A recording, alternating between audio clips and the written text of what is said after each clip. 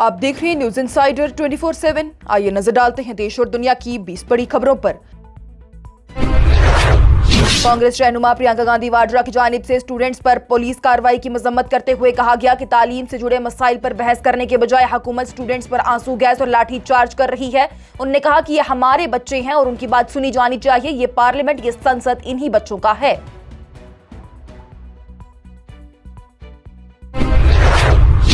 Delhi police ने जंतर मंतर से सोनम वांगचुक और सीजेपी के धरने का स्टेज हटा दिया। पूरा एहतजाज स्थल खाली कर दिया गया और अब किसी भी एहतजाज करने वाले को जंतर मंतर में दाखिल होने की इजाजत नहीं दी जा रही।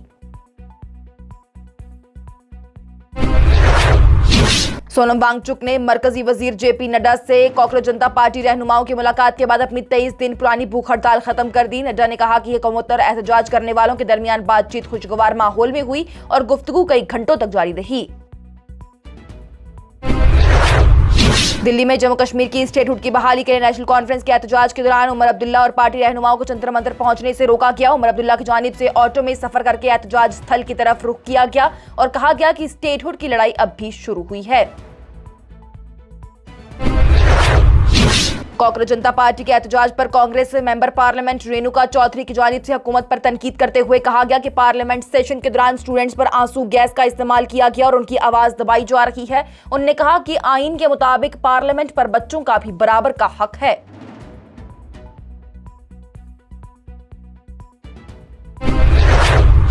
दिल्ली में कॉकरोच जनता पार्टी के संसद चलो मार्च के दौरान पुलिस कार्रवाई के बीच एक एहतजाजी का वीडियो सोशल मीडिया पर तेजी से वायरल हो रहा। वीडियो में वो पुलिस के सामने खड़ा होकर बार बार मारो सर मारो कहते हुए नजर आ रहा है, जबकि आसपास लाठीचार्ज और आंसू गैस का इस्तेमाल किया जा रहा है।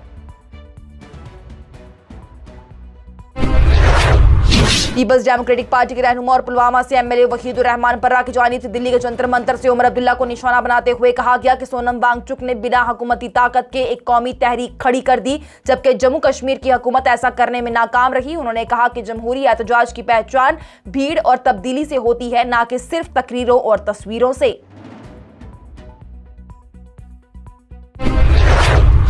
मरकजी सेहत वजीर जेपी नड्डा की जानिब से कॉकरोच जनता पार्टी के नुमाइंदों से मुलाकात के बाद एहतजाज करने वालों से अपील की गई कि वो अपना एहतजाज खत्म करके दिल्ली में अमन अमान और मामूल की सूरत हाल बहाल करने में ताउन करें। उन्होंने कहा है कि हुकूमत और कॉकरोच जनता पार्टी के दरमियान पहली मर्तबा बातचीत एक खुशगवार माहौल में हुई और पार्टी ने अपनी तहरीरी मेमोरेंडम भी पेश किया।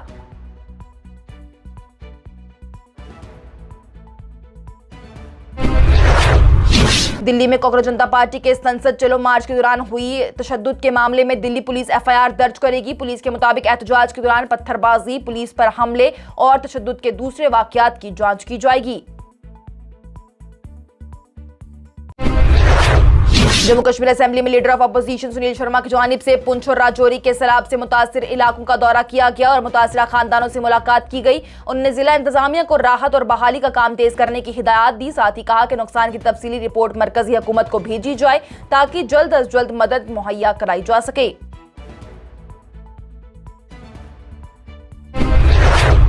जम्मू कश्मीर के पुंछ जिले के लोरन गांव में लैंडस्लाइड की जद में आने से एक कच्चा मकान गिर गया, जिससे कि 7 अफराद की मौत हो गई। जिले में मुसलसल बारिश और सैलाब से अब तक 17 लोग जान गंवा चुके हैं, जबकि 6 अफराद अब भी लापता हैं।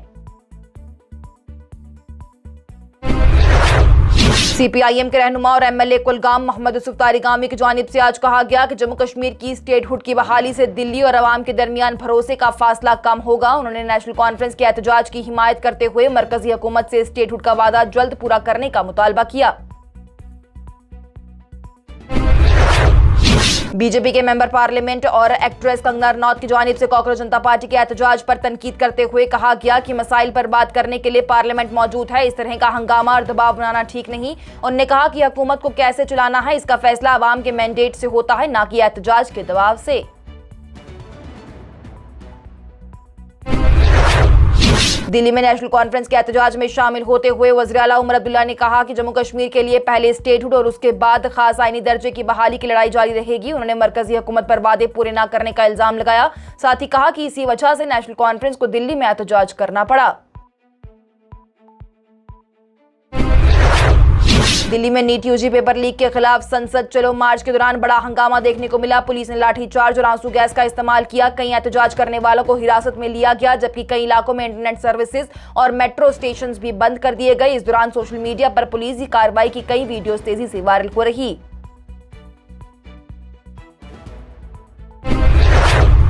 नेशनल कॉन्फ्रेंस के दिल्ली एहतजाज पर पीपल्स डेमोक्रेटिक पार्टी की रहनुमा इल्तिजा मुफ्ती ने सख्त तनकीद करते हुए इसे कमजोर शो करार दिया। उन्होंने कहा कि एहतजाज में आर्टिकल 370 की बहाली का कोई जिक्र नहीं किया गया और ये बीजेपी के फैसलों को नॉर्मलाइज करने की कोशिश लगती है। इल्तिजा मुफ्ती ने कहा कि अगर वाकई जम्मू कश्मीर के हकूक की बात होती तो आर्टिकल 370 सियासी कैदियों की रिहाई और दूसरे अहम मुतालबात को एजेंडे का हिस्सा बनाया जाता। इसी वजह से पीडीपी ने इस एहतजाज में हिस्सा नहीं लिया।